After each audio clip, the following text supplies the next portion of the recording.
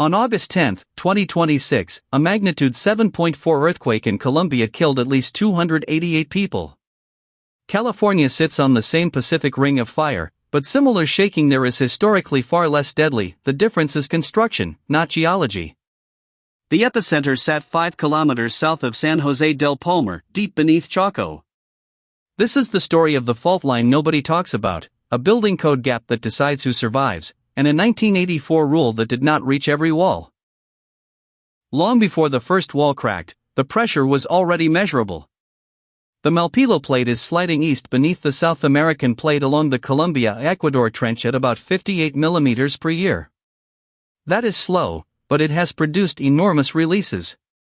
The most devastating earthquake for Colombia struck off the coast of Ecuador in 1868 and caused approximately 70,000 fatalities. In 1906, a 500 to 600 kilometer segment of the same subduction interface ruptured, causing a magnitude 8.8 earthquake and a trans-Pacific tsunami. The plates had been building toward the next major release for more than a century. On August 10, 2026, the same system moved again. The United States Geological Survey measured the Chocó earthquake at moment magnitude 7.4, with an epicenter 5 kilometers south of San Jose del Palmar. USGS fixed the point at 4.8436 degrees north, 76.2422 degrees west in Chocó Department. The hypocenter sat 110.3 kilometers deep, so scientists classified it as an intermediate depth earthquake. That depth set the tsunami flag to 0, meaning no tsunami was generated. But the Colombian Geological Survey still called it the strongest earthquake in the country in the last decade, and the largest since the 1979 Tumaco earthquake. Colombia did not need a 7.4 to reveal its regulatory fault line. Onshore, the country's most active fault system is the 697.4 km Romeral fault system. It produced both the 1983 Popayan and the 1999 Armenia earthquakes. Popayan looked modest on paper, magnitude 5.6. But it killed 267 people, enough to force a national rethink. The following year, Colombia passed a new earthquake-resistant building code and created the Colombian Seismic Network.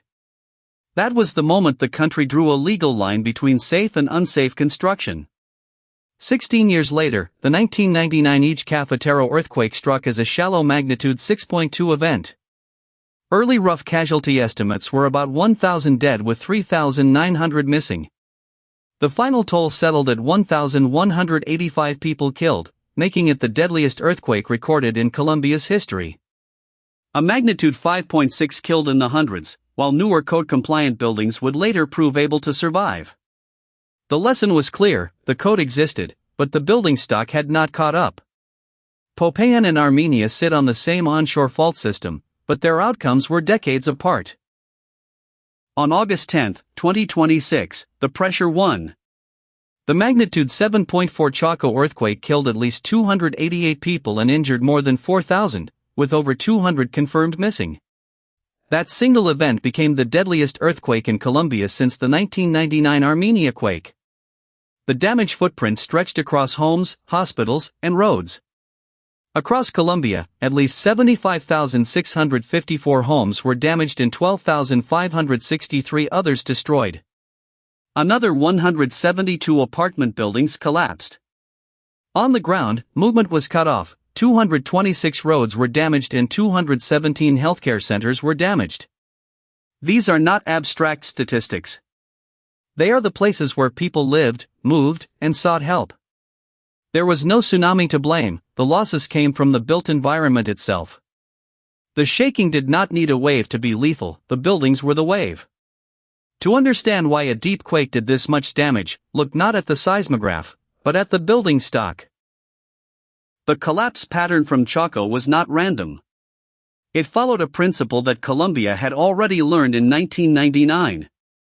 In the Armenia earthquake, about 60% of the poorly engineered structures collapsed, because they were old and built without technical requirements or urban planning. Those were not rare exceptions. They were common buildings that predated the 1984 code. Most newer structures survived intact, specifically because they followed the building codes established in Colombia in 1984. That is the gap that decides who survives. The same ground motion hits a code-compliant building and an older unreinforced one, and they respond like two different earthquakes. A magnitude 7.4 at 110 kilometers deep is severe, but the number of destroyed homes says more about the age and engineering of the building stock than about the magnitude itself. The seismic wave was the same, the buildings were not. Chocó did not produce a new vulnerability, it exposed an old one. That is the difference between surviving a quake and being counted among its victims. The 1984 code proved itself in 1999, yet the same vulnerability reappeared in 2026. The code is only as strong as its enforcement, and much of the older stock predates it. In California, decades of strict seismic building codes mean similar magnitude quakes historically produce very different outcomes. Colombia's 1984 code was a starting point, but a starting point does not retrofit every building built before it. Records cited by BBC Mundo show that since 1950, more than 3,500 people have died in Colombia as a direct consequence of earthquakes. Those deaths cluster not just on fault lines, but in buildings erected before modern technical requirements. The Chocó event caught the country at a point where newer buildings could survive, but thousands of older buildings still could not. Every older wall, every unreinforced slab, every street of pre-1984 construction became a potential point of failure when the intermediate depth wave arrived. That is not a geology problem, it is a regulatory backlog. The Chocó event was a test, and the results were written in the rubble. When the shaking stopped, the accounting began. Oxford Economics projected direct economic damages from the quake at $990 million to $1.98 billion US, roughly 0.2 to 0.4% of Colombia's GDP. That range may look small against a national economy, but in Chocó it represents homes, clinics, and roads that were already scarce. The deeper cost is written in the building stock.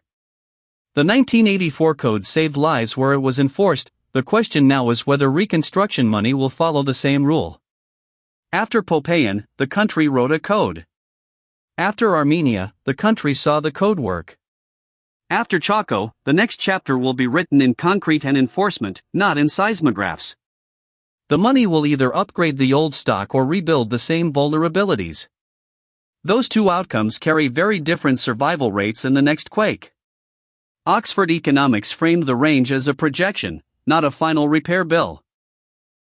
The difference between Colombia and California is not the size of the earthquake. It is the age of the building code, the strength of enforcement, and which structures were standing when the wave passed through. A magnitude 7.4 at 110 kilometers deep will always be dangerous. But deaths and destroyed homes are not natural numbers. They are regulatory numbers. The next money, the next inspection, and the next rebuild will decide whether the next deep quake remains a disaster or becomes just an earthquake.